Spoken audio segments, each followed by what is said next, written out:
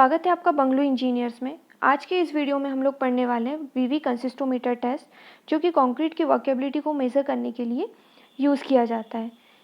इस वीडियो में हम लोग देखेंगे वीवी कंसिस्टोमीटर टेस्ट क्या होता है, उसका एपरेटस में कैसा होता है, क्या प्रोसेस होती है वर्केबिलिटी मेज़र करने की और उसकी इम्पोर्टेंस क्या होती है। ठीक है, तो शुरू करते हैं हम आज का वीडियो। जैसे कि हम जानते हैं कि कंक्रीट एक मिक्सचर होता है cement, water, coarse aggregate and fine aggregate का। इन सब मटेरियल्स को मिला के हम एक पेस्ट बनाते हैं कंक्रीट। तो कंक्रीट की जो प्रॉपर्टी होती है वर्केबिलिटी, बड़ी कॉम्प्लेक्स प्रॉपर्टी होती है उसकी। इसको अफेक्ट करने वाले बहुत सारे फैक्टर्स होते हैं। ठीक है, जो कंक्रीट को मिक्स करने से लेके एक डिज़ायर्ड शेप में मोल्ड करने तक की जो प्रोसेस होती है, इंटायर प्रोसेस उसकी वर्केबिलिटी और स्ट्रेंथ को जो है अफेक्ट करती है। इसमें बहुत सारे फैक्टर्स इन्वॉल्व होते हैं, जैसे कि stability, mobility, compatibility, placeability, finishability and further. ठीक है, तो जैसे कि पिछले कुछ वीडियोज़ में भी हमने देखा कि कंक्रीट को मेज़र करने के लिए अलग अलग मेथड्स यूज़ की जाती है। ठीक है, जैसे slump cone test, compaction factor test, vee bee consistometer test, flow table test, Kelly ball test. हमने स्लम कोन टेस्ट और कॉम्पैक्शन फैक्टर टेस्ट जो है पढ़ चुके हैं। अब वीवी कंसिस्टोमीटर टेस्ट पढ़ेंगे। देन आगे के जो वीडियोस होंगे उसमें हम flow table test and Kelly ball test पढ़ेंगे। एंड फाइनली सबको समराइज़ करके एक कंपैरिजन टेबल बना लें। जो वर्केबिलिटी होती है वो हम मेज़र करते हैं कैसे, उसकी मोबिलिटी और कंपैटिबिलिटी को चेक करते हैं। कंक्रीट की मोबिलिटी और कंपैटिबिलिटी को चेक करते हैं। मोबिलिटी मीन्स कंक्रीट की वो प्रॉपर्टी जिसकी वजह से हम कंक्रीट को एक डिज़ायर्ड शेप में जो है मोल्ड कर पाते हैं, वो होती है मोबिलिटी। कंपैटिबिलिटी मतलब जो आप स्ट्रक्चरल एलिमेंट बना रहे हैं वो उसके लिए सुटेबल है या नहीं। ये दो प्रॉपर्टीज़ हम चेक करते हैं यहाँ पे। सो वीवी कंसिस्टोमीटर टेस्ट में क्या स्पेसिफिकेशंस होते हैं, उसके सिग्निफिकेंस क्या है। जैसे कि हमने पहले भी बताया है कि जो कंक्रीट की वर्केबिलिटी होती है उसके लिए हम जो कोड यूज़ करते हैं वो होता है IS 1199। ठीक है, तो उसमें जितने भी टेस्ट होते हैं वर्केबिलिटी के, उन सभी की प्रोसेस और सिग्निफिकेंस दिए हुए हैं, स्टैंडर्ड सारे दिए हैं। तो यहाँ पे वीवी कंसिस्टोमीटर टेस्ट के बारे में भी उसमें दिया हुआ है। अब यहाँ पे देखें, वीवी कंसिस्टोमीटर टेस्ट में हम मेज़र क्या करते हैं, किस चीज़ को देखते हैं। तो वीवी कंसिस्टोमीटर टेस्ट में हम वो चीज़ देखते हैं कि जब आप कंक्रीट को एक मोल्ड में डाल देते हो, शेप में डाल रहे हो, तो वो दूसरा शेप मतलब रीमोल्ड होने में उसे कितना टाइम लगता है। ये चीज़ हम वीवी कंसिस्टोमीटर में मेज़र करेंगे। ठीक है, तो जो रिलेटिव एफर्ट उसको लगता है, ठीक है, वही रिलेटिव एफर्ट हम मेज़र करेंगे कि जब आपने कंक्रीट को एक शेप में डाला है, देन वाइब्रेशन की हेल्प से आप उसको दूसरे शेप में मोल्ड कर रहे हो, तो उसको कितना एफर्ट लगाना पड़ेगा। ठीक है, जैसे कि इस टेस्ट में हम कोनिकल से उसको सिलेंड्रिकल में कन्वर्ट करने वाले हैं। ठीक है, रिमोल्ड करने वाले हैं।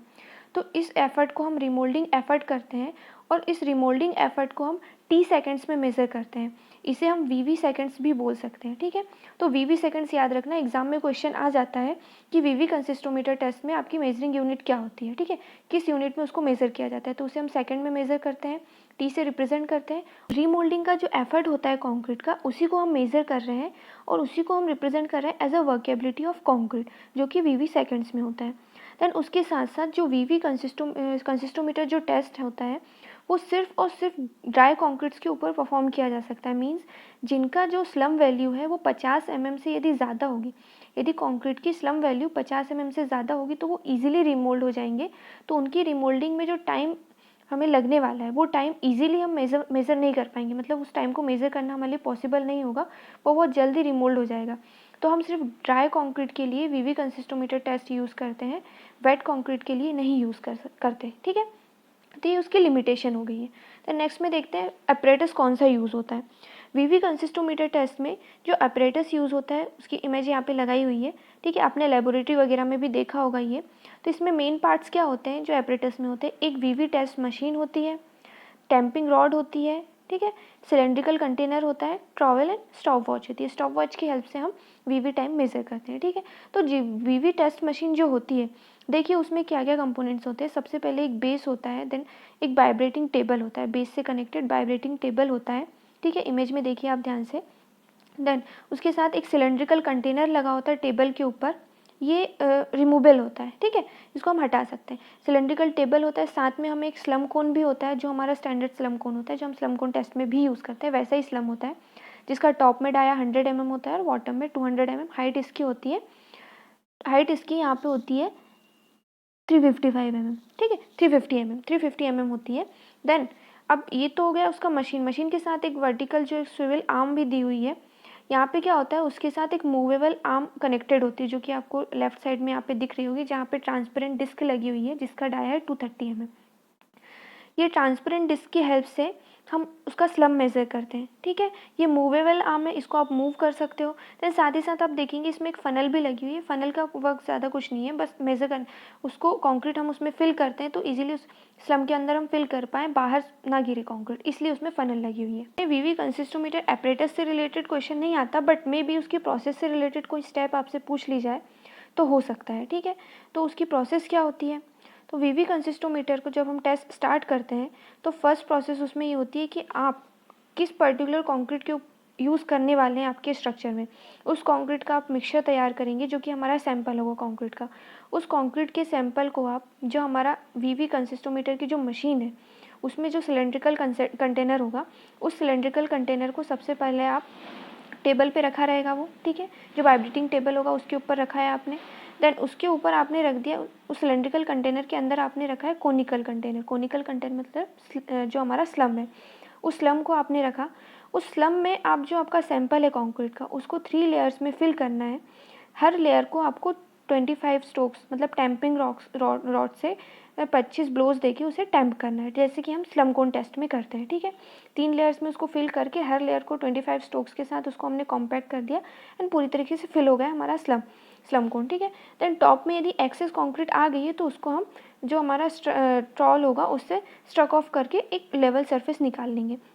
अब नेक्स्ट स्टेप में क्या होगा कि जो आपका मूविंग आर्म है जिसमें कि एक ट्रांसपेरेंट डिस्क लगी हुई है, उसको आप मूव करके उस स्लम के ऊपर लाके रखोगे, ठीक है। ये सारी प्रोसेस एक बार हम यहाँ पे थ्योरी पोर्शन में थोड़ा सा देख लें, इसके बाद इमेज के हेल्प से भी मैं आपको एक्सप्लेन कर दूंगी, ठीक है। उस ट्रांसपेरेंट डिस्क को हम क्या करेंगे, उस स्लम कोन के ऊपर टॉप पे रखेंगे कंक्रीट फिल करने के बाद, तो वहाँ पर हमें क्या होगी, एक इनिशियल रीडिंग मिलेंगी, ठीक है। इनिशियल रीडिंग ले लिया हमने, स्लम उसमें भरा हुआ है, अभी कोन के अंदर ही भरा हुआ है कंक्रीट, ठीक है। अब नेक्स्ट स्टेप में हम क्या करेंगे, इनिशियल रीडिंग ले ली, इसके बाद हम उस डिस्क को हटा देंगे वहाँ से फिर से, और अब जो हमारा स्लम है उसको वर्टिकल डायरेक्शन में, जो हमारा स्लम कोन है उसको हम वर्टिकल डायरेक्शन में उठा के उसे रिमूव कर देंगे। अब क्या होगा कि जो हमारा कॉन्क्रीट सैंपल हमने उसमें फिल किया है वो अपनी सेल्फ वेट की वजह से थोड़ा सबसाइड होगा।